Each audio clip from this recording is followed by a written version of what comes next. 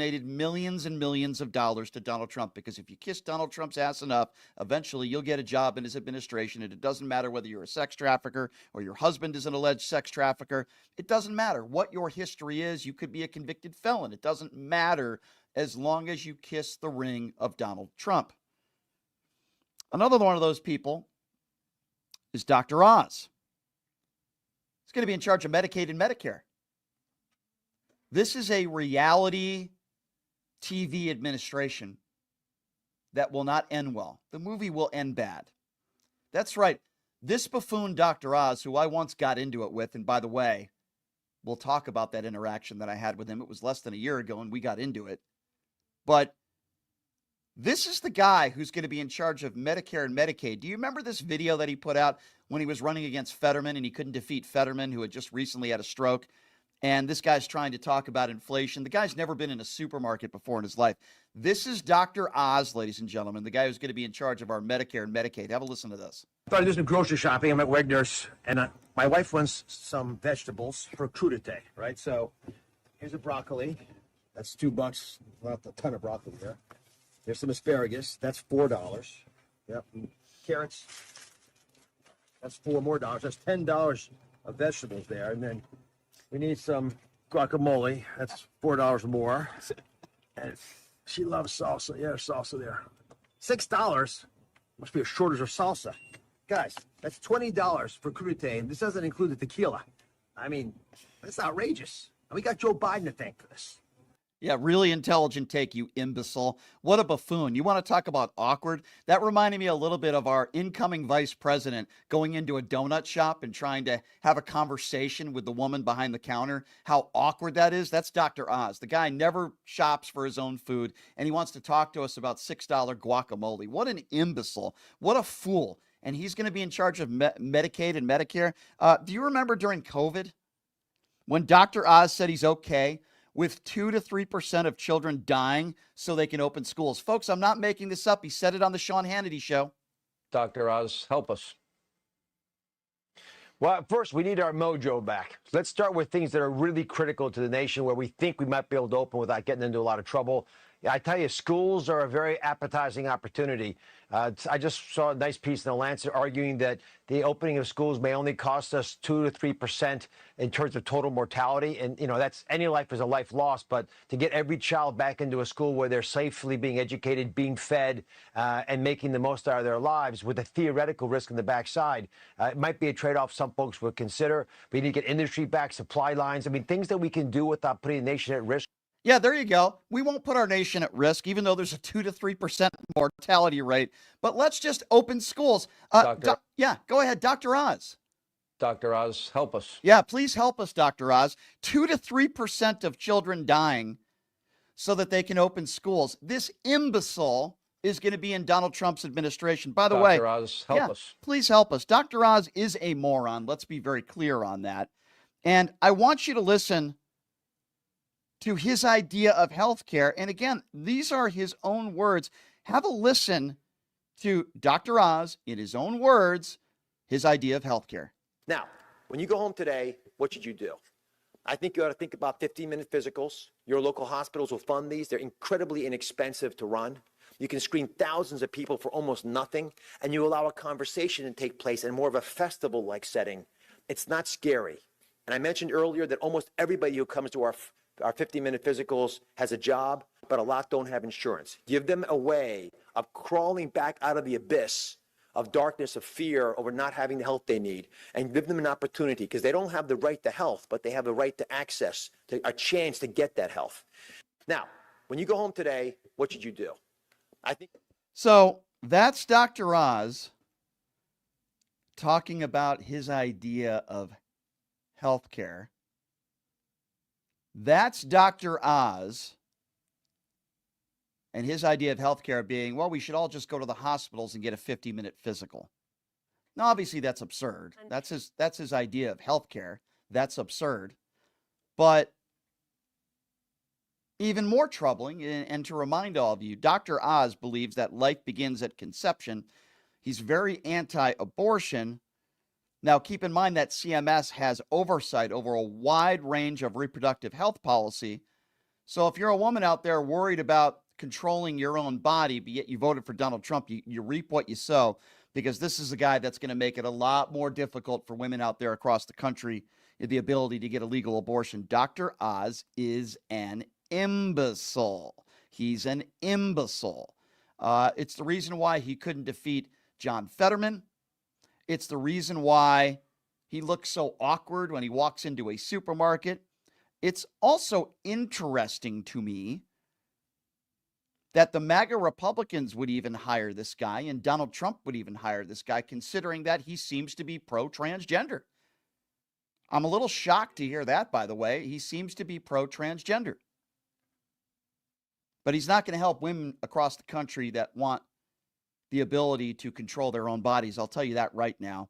And, speaking of controversy, I thought CNN did a pretty good job of talking about Dr. Oz and some of those controversies. And this is how Aaron Burnett and CNN kind of covered the breaking news. Have a listen to this. But when it comes to Oz, he may look the part, but he did lose Pennsylvania's Senate race in 2022, in part because of a number of controversial and downright odd remarks. For example, the medical research that he conducted that had resulted in the deaths of animals, Democrats seized on that. Mehmet Oz ran experiments on puppies, killing over 300 dogs. They were subjected to extreme suffering. Now, Oz says that he did not abuse any animals. During the pandemic, he talked up the benefits of hydroxychloroquine as a treatment for COVID-19. A small study that shows statistical significance is a really important observation.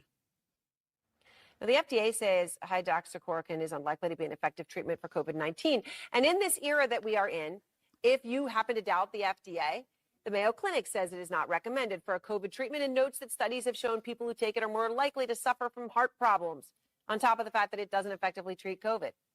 And then there are the weird things that Oz said. He was on a radio show and was asked about whether it's okay to have sex with a cousin. If you're more than a first cousin away, it's not a big problem. Every family has genetic strengths and weaknesses. And so the reason we naturally crave people who are not so like us is because you just have to mix the gene pool up a little bit. This is a man who just said he doesn't think there's a huge problem outside of a first cousin to have sex with someone that could be a member of your family. This is a man who promoted hydroxychloroquine, which we know was not a safe and effective drug in providing help for those that were suffering from COVID. He does have something in common with Kristi Noem, though, because apparently he likes to torture puppies. Again, part of the clown train reality TV show of Donald Trump's administration. Dr. Oz, ladies and gentlemen, this is not serious. And while all this stuff is going on, you have Nancy Mace, the disgrace, who's tweeted over 200 times in the last 24 hours. She's so proud of the fact that she's not going to allow Congresswoman McBride, who's a transgender woman, use the women's bathroom. She's literally tweeted 200 times about this and has been grandstanding about this, and she's so proud of it. She's a perfect example of the typical MAGA Republican today. You see, after a school shooting, when a bunch of innocent 8, 9, 10-year-old kids are killed, she'll put out one tweet. She'll say thoughts and prayers. And then let's move on to something else. Let's move on to attacking drag queens and transgenders. Let's move on to talking about banning books. Let's talk about Hunter Biden's laptop. They'll tweet about that until the cows come home. But you see somebody like Nancy Mace, the disgrace, one tweet after a school shooting when a bunch of kids died. Nothing about gun control. She doesn't do anything about gun control. No replacement for Obamacare. Nothing to help the American people. Just thoughts and prayers. But then, when it comes to a transgender woman, because they think the sky is falling, God forbid a transgender woman go into a restroom and go pee in a stall, might I have you. That's just the worst thing in the world.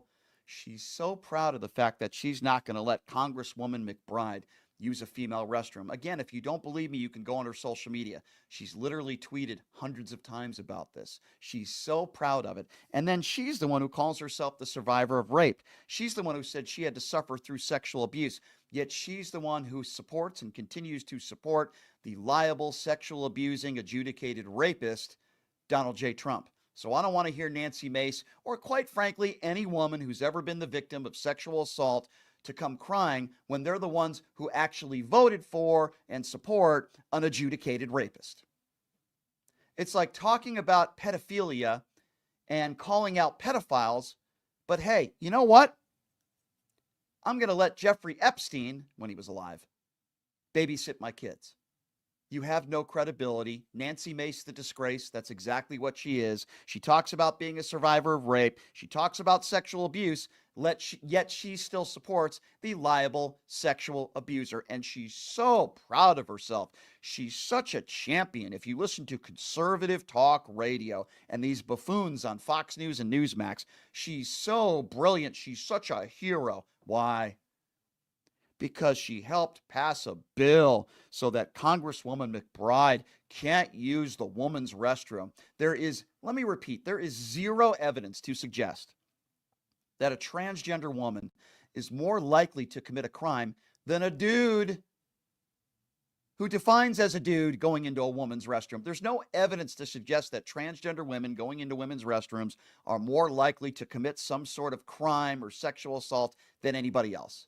So this isn't some sort of issue happening across the country. Could there be a few instances where crimes have been committed? Sure. But there's no evidence that transgenders or transgender women are more likely to commit crimes in bathrooms than anybody else. That's why this is idiocy at its finest. And it's just for her red meat stupidity of the base, of the maggot fools, that many of them are bigots. They're anti-gay. They're anti-transgender. They're anti-anything that isn't like them. They are hypocrites. But then again, if there's a school shooting or a horrible situation where innocent children are killed, nothing about gun control, one tweet, thoughts and prayers. Are they trying to pass gun legislation? Are they trying to make children safer in schools? Absolutely not. But those transgender women that are going into women's restrooms, oh my God, that is just the end of the world, isn't it? It's a freaking embarrassment. And Nancy Mace, that's what she is. She is an absolute disgrace to